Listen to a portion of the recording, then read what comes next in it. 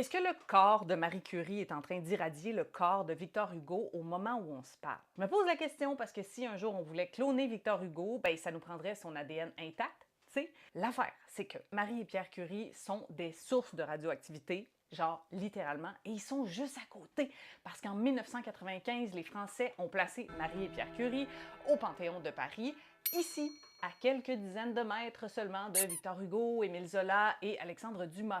Bon, premièrement, est-ce que Marie Curie pourrait rendre Victor Hugo radioactif juste en étant à côté?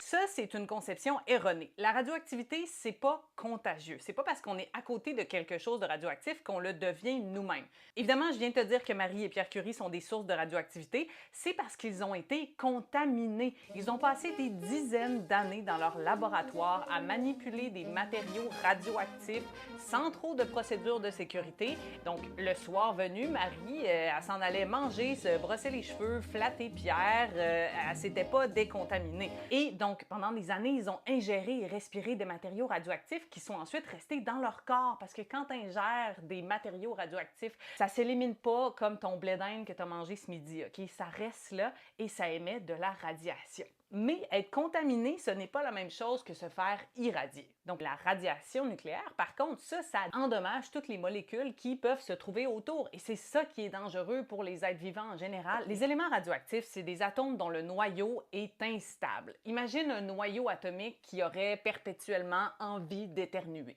Et donc le noyau va spontanément laisser aller une certaine quantité d'énergie pour essayer de retrouver cet état de stabilité-là. C'est ça la radiation. Donc dépendamment de l'élément chimique, la radiation, ça peut être des rayons gamma, du rayonnement alpha ou bêta, mais dans tous les cas, c'est que ce sont des rayonnements qui contiennent beaucoup d'énergie.